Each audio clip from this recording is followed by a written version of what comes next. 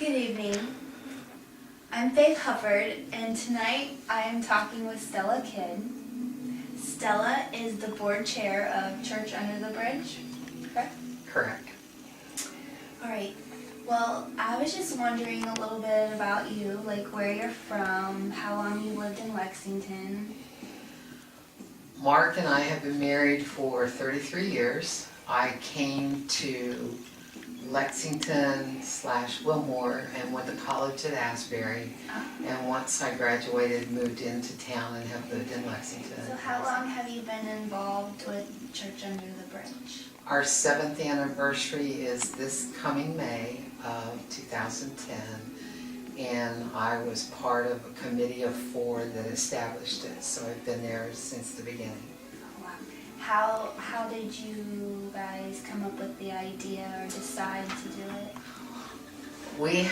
My husband and I have 3 children, one of which our daughter decided to go to school at Baylor in Texas, called and said, I think I found a church I really like. And I'm all excited going, oh great, what's it about? And she said, well Mom, except for the musicians and the minister and I, we were probably the only sober people there. Oh.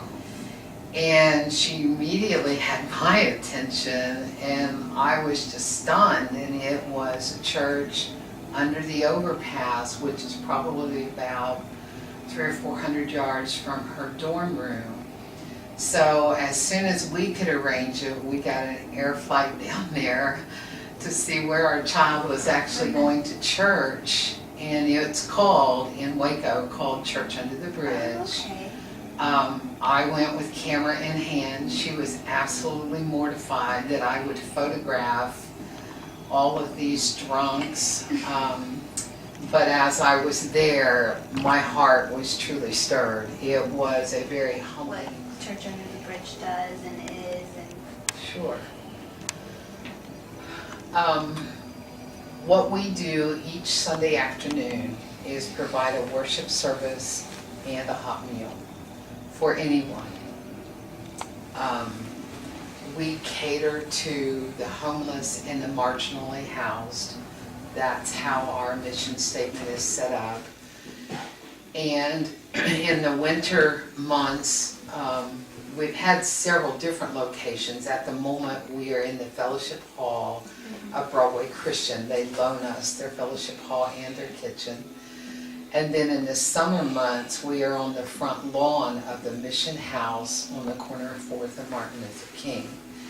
And we don't have a kitchen there, but we have warmers people bring. And each Sunday, a different church takes on the responsibility of providing a worship service and providing a hot meal between anywhere from 150 to 250 people each Sunday, depending on the weather,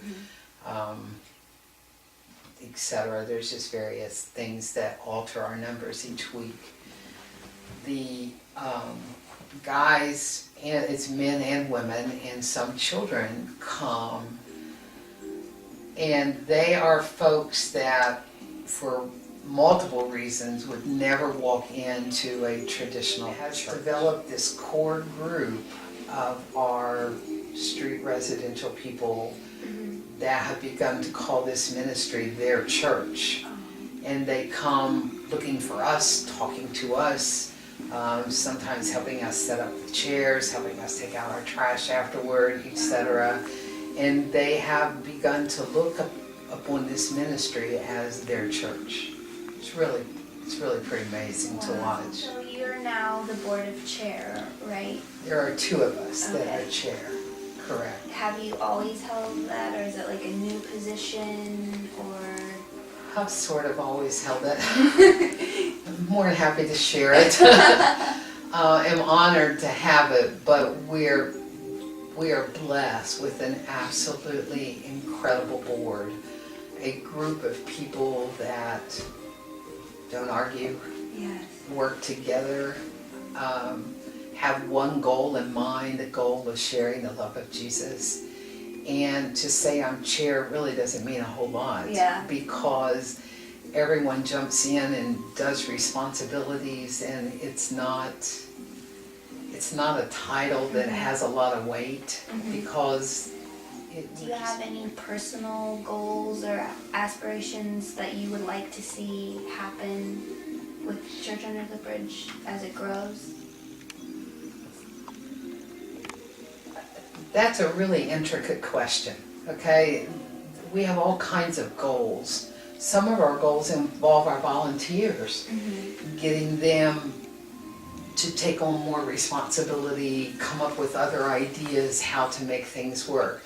Some of our goals are with my homeless. I call them mine only because you're interviewing me. Yes. It's really ours.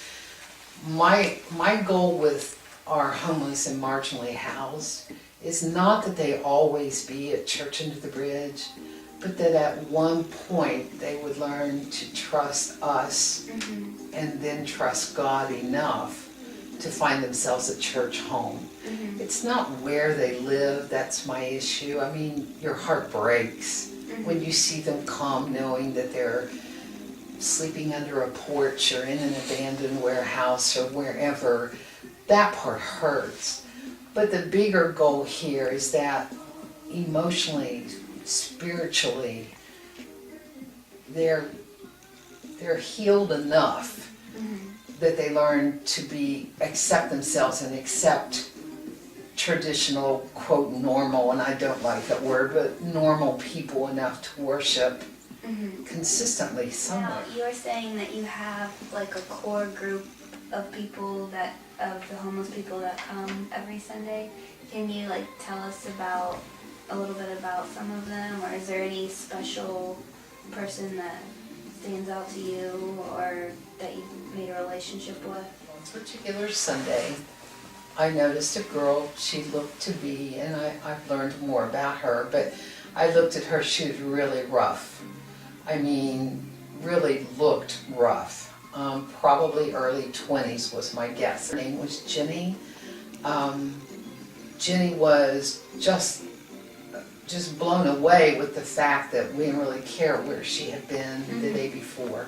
Yes. And that's not our goal, to judge them. Our goal is just to accept them, because if we can accept them, maybe they can accept Jesus, you know? Can you tell us about some of the problems or difficulty like you've encountered while you've been running Church Under the Bridge, like donations or something that you haven't really covered yet? I've never been a person concerned regarding the finances. I never have. As the church comes and they bring the food and they bring the help, they've taken care of the biggest responsibility financially. One particular winter we did not have a place to have it, and we had to wind up renting the gymnasium and the kitchen at Harrison Elementary. That was a pretty hefty amount of money each month, but it was always there. Yeah. It was something that I personally, that has never been my concern. I really felt that God began this ministry, and if God began it, God would take care of it. That's just my attitude. I'm not worried about it. Other concerns, having our high school kids come and volunteer and having these 50-year-old street people, we've had to learn how to make sure that everything is safe. That was something we haven't had to learn the hard way. We've not had an issue.